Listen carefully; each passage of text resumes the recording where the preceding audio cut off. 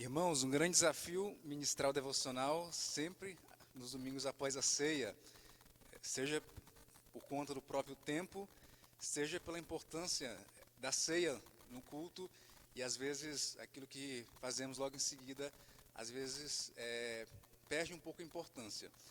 E um texto de hoje, dada a continuidade de Provérbios 30, a partir do versículo 18, foi iniciado na semana passada, é um texto e um devocional difícil, complexo, seja porque sabemos muito pouco de quem escreve esse texto, que é Agur, seja pelo próprio bloco ali de ensinos. E a gente precisa olhar para esse texto pensando realmente à luz do sistema macro aí de interpretação de provérbios, de sabedoria, de entendimento e de temor ao Senhor por meio da sua palavra. Vamos abrir então Provérbios capítulo 30, a partir do versículo 18. Provérbios capítulo 30, a partir do versículo 18. Há 3 coisas que são maravilhosas demais para mim. Sim, há 4 que não entendo. O caminho da águia no céu, o caminho da cobra na penha, o caminho do navio no meio do mar, e o caminho do homem com a donzela. Tal é o caminho da mulher adúltera. Come e limpa a boca. E diz, não cometi maldade. Sobre 3 coisas estremece a terra. Sim, sobre 4 não pode subsistir. Sobre o servo quando se torna rei, sobre o insensato quando anda farto de pão, sobre a mulher desdenhada quando se casa, sobre a serva quando se torna herdeira da sua senhora. Há 4 coisas muito pequenas na terra que, porém, são mais sábias do que os sábios. É esse o nosso texto. Você pode olhar para esses exemplos aqui, para essas situações, e achar que talvez sejam até situações óbvias. Mas são situações que são fruto da observação. São situações aqui, do versículo 18 até o versículo 19, situações da observação do cotidiano. O caminho da águia, o caminho da cobra, o caminho do navio. Existe aqui algo que é comum a todos esses caminhos. São caminhos que são misteriosos. São caminhos que, para quem percorre ele, pode até ter algum sentido, algum propósito. Mas para quem observa, não consegue ver exatamente que caminho é esse, porque é um caminho que não deixa rastros, é um caminho que não deixa marcas. E eu queria começar esse devocional pela manhã fazendo um resgate aí, histórico de um personagem aí que é conhecido como o príncipe dos observadores. Não sei se alguém já ouviu falar desse personagem. É Fritz Miller. Alguém já ouviu falar de Fritz Miller? Talvez o pessoal das ciências naturais, da biologia, já tenha ouvido falar dessa pessoa. Ano passado, em outubro, possivelmente, quem acessou o Google viu lá uma fotinha dele, lembrando os 200 anos de nascimento dessa pessoa.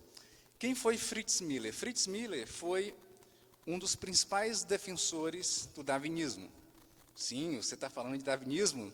Sim, por que eu estou falando de darwinismo? Porque Darwin chamou esse Fritz Miller de príncipe dos observadores. Por que ele fez isso? Logo após a origem das espécies, Fritz Miller, um alemão, ele, em 1852, ele sai da Alemanha, vem para o Brasil, ele passa a morar em Santa Catarina, e ele passa, então, a observar, ele recebe um exemplar da origem das espécies, e ele passa a observar, então, toda a região da costa de Santa Catarina, a fazer todo o mapeamento das espécies, e a defender, com os conhecimentos que ele tinha de matemática e de medicina, a teoria da evolução. Então, ele escreve um livro, em 1861, para o Darwin, e Darwin, então, fica admirado com tudo aquilo que ele tinha observado, e chama ele, então, de príncipe dos observadores. Fritz Miller, ele se formou em matemática, se formou em medicina, e no juramento de medicina ele se recusou a jurar a sua profissão, porque ele tinha que fazer um juramento perante Deus, ele tinha que declarar Deus no seu juramento, então ele se recusou e ele não acaba exercendo a medicina. e passa, então, a dedicar toda a sua vida, como falei, sobre a ótica da observação. A ótica da observação de Fritz Miller foi a ótica do darwinismo, foi a ótica secular. Ele passou a observar a sua realidade de acordo com aquilo que ele acreditava. Agu, ele faz relatos da observação, e se ele ficasse apenas entre os versículos 18 e 19, não teria nenhum sentido. Mas a gente vê no versículo 20 o sentido e a teologia, a forma como Agu enxerga essas observações e esses eventos da vida, não como algo causal, como algo que não tem nenhum sentido. Versículo 20 diz: tal é o caminho da mulher adúltera, come e limpa a boca, e diz: não cometi maldade.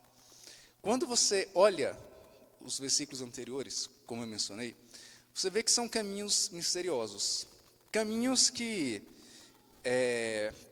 para quem observa, não teriam nenhum propósito. Mas, à luz da sabedoria divina, à luz da sabedoria daquilo que Provérbios, já estamos caminhando, inclusive, para o encerramento do livro de Provérbios, vimos ao longo desse ano, ao longo dos últimos meses, uma série de versículos que mostram a sabedoria divina, que mostram e falam da mulher adúltera, que falam de pecado.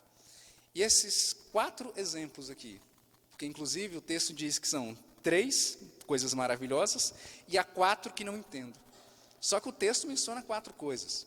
Essa expressão, há 4 que não entendo, ela é uma forma da poesia hebraica de falar de coisas que são surpreendentes, coisas que são admiráveis e que surgem a partir de Deus. Há uma surpresa, há um movimento de que são coisas que são maravilhosas, mas que Deus nos surpreende. E esses 4 exemplos, resultados da observação de um homem que olha para a vida à luz de Deus, à luz da sabedoria divina, eles querem dizer o seguinte: você pode até não saber a lógica do seu pecado, só que ele tem consequência. Você não pode alegar desconhecimento. Você não pode achar que não é com você. Assim como a mulher adúltera comete o seu pecado e diz: não cometi nenhuma maldade, ou seja, essa mente que já se cauterizou, essa mente que está totalmente depravada, essa mente que vive fora dos propósitos de Deus e que acha que não comete mal algum. Esse caminho misterioso, esse caminho que é um caminho resultado do pecado, ele tem consequências para Deus.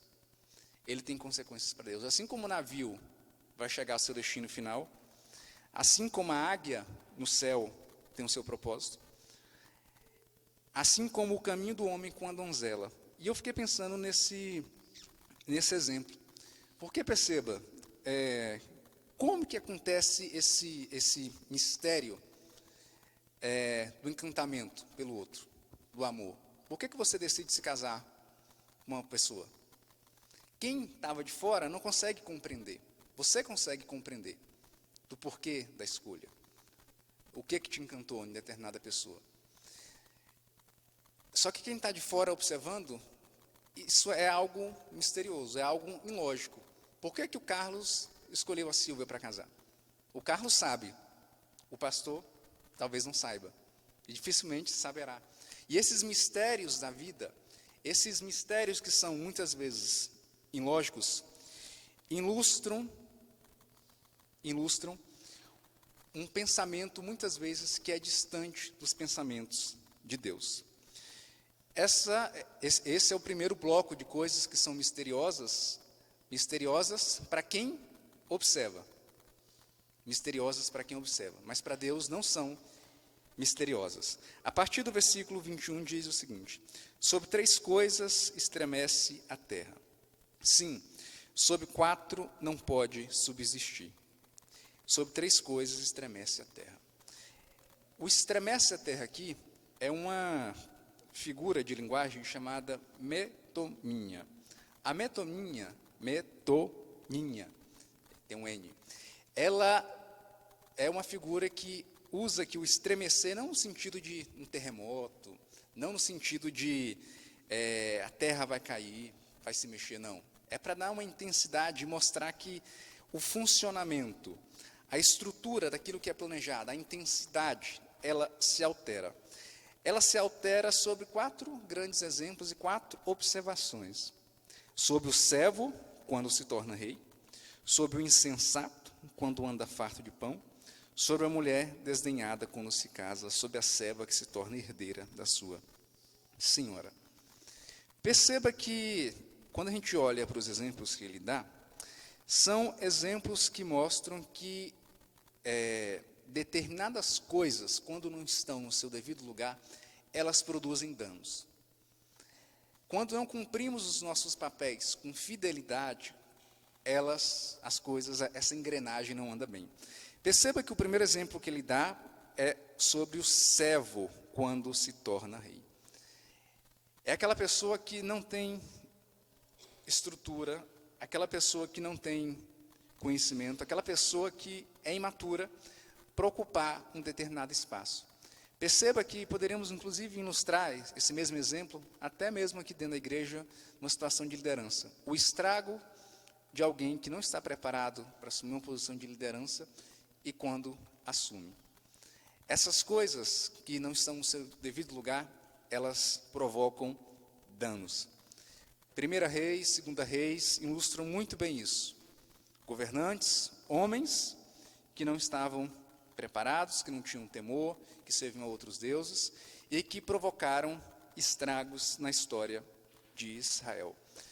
Vemos, inclusive, isso até mesmo nos dias atuais. E aí, obviamente, nós não devemos nos esquecer daquilo que a palavra diz em relação a liderar, em relação a obedecer às nossas lideranças. É algo que é complexo, mas a própria palavra acalma o nosso coração. Sabemos que colhemos as consequências de líderes que são insensatos, de líderes que não têm, principalmente, o temor do Senhor.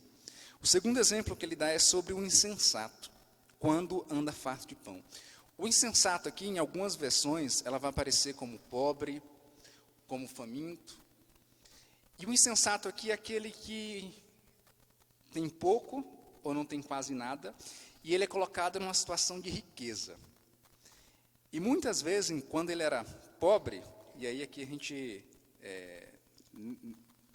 nem lembra da fidelidade um pouco, né? Mas aquele que era pobre, muitas vezes era até alguém admirável, e ele é colocado numa posição de riqueza, e ele passa então a desprezar, ele passa a pisotear, ele passa a usar a sua condição de riqueza contra aqueles que estavam na situação dele. O terceiro exemplo é sobre a mulher desdenhada quando se casa. A mulher desdenhada aqui é aquela mulher que era desprezada, que era odiada, que convivia com uma situação de desprezo. Então ela se casa e ela então passa a fazer o mesmo. Ela passa a se tornar uma pessoa amargurada. É aquela coisa, resolvi o meu problema, agora vocês resolvam de vocês. É essa a postura. O quarto exemplo aqui que ele dá no texto é sobre a serva quando se torna herdeira de sua senhora. Quando aquela serva se torna a sua senhora, quando ela assume o controle da casa da sua senhora. E por que essas coisas pequenas, elas são sábias? Por que esses pequenos exemplos, essas pequenas observações de um homem que olha para o mundo segundo a sabedoria, segundo o temor, segundo o entendimento de Deus, são exemplos que são ricos para a nossa vida? Por que Fritz Miller deixou um legado nas ciências e ele não serve para a gente? Porque ele olhou o mundo e construiu a sua lógica de funcionamento do mundo a partir de um padrão não bíblico. E muitas vezes, na correria da vida, no dia a dia, na falta de tempo, passamos a viver uma vida no automático, sem observar fatos, situações, e olhar sobre esses eventos, sobre esses fatos, sobre a ótica bíblica, sobre a ótica do temor do Senhor. Agur fez isso. Agur fez isso num primeiro momento, olhando sobre situações que para ele seriam situações que seriam ilógicas, situações misteriosas, que ele não conseguia compreender como mapear esse caminho. Ele sabia que aqueles que estavam envolvidos nesses eventos sabiam exatamente o propósito, o que eles queriam alcançar. Era pecado, era chegar a um determinado lugar. Só que ao final, eles achavam que era algo normal. O curso de um navio no mar é algo normal. Qual o mistério disso? A cobra sobre a pedra, que não deixa nenhuma marca, nenhum rastro sobre o percurso, mas a cobra sabe onde que ela quer chegar. E o pecado sabe muito bem onde é que ele quer chegar. É na morte eterna. É te tragar. É te levar para o precipício. Agu, então, observando esses exemplos, ele faz essa leitura de compreensão, de temor ao Senhor, e na sequência, no próximo bloco, ele diz, ele ilustra com esses exemplos que eu acabei de mencionar, de coisas que estão fora do lugar. E aí você pode até às vezes se perguntar, mas, Carlos, você está dizendo então que um pobre nunca pode alcançar uma situação de riqueza, ou um servo nunca pode alcançar liderança? Não. Acredito que você tenha compreendido muito bem qual foi o objetivo da minha fala. O objetivo de ilustrar que esteja contente com aquilo que Deus te colocou, daquilo que Deus te deu para governar. Seja como o salmista, lá no Salmo 131, vamos abrir o Salmo 131, já caminho para o encerramento, hoje é mais curtinho, por conta do tempo.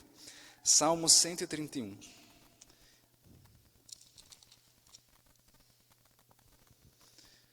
Devemos ser gratos, devemos ser contentes, devemos cumprir os nossos papéis com fidelidade. Salmo 131. Senhor, não é soberbo o meu coração, nem altivo o meu olhar. Não ando à procura de grandes coisas, nem de coisas maravilhosas demais para mim. Pelo contrário, fiz calar e sossegar a minha alma, como a criança desmamada se aquieta nos braços de sua mãe. Como essa criança é a minha alma para comigo. Que o Senhor acalme o nosso coração. Volte lá para o Provérbios 30. Que o Senhor acalme o nosso coração. Que o Senhor nos torne sábios, a partir das situações, a partir das ilustrações que a própria palavra deu. Temos aí mais uma exposição, ainda no capítulo 30, e na sequência, capítulo 31 de Provérbios. E o livro de Provérbios, então, a exposição aqui, ela já vai partindo para o encerramento. Não sei se você observou que, ao longo de todos esses devocionais, o tempo inteiro estamos falando de ilustrações, de fatos, e todas falam de um tema central: sabedoria e temor ao Senhor. Sabedoria e temor ao Senhor. A palavra, o tempo inteiro, está falando de sabedoria e temor ao Senhor. E ilustrando com exemplos mais banais, às vezes, mas que são resultados de homens que tiveram tempo para olhar a vida de acordo com o padrão de Deus.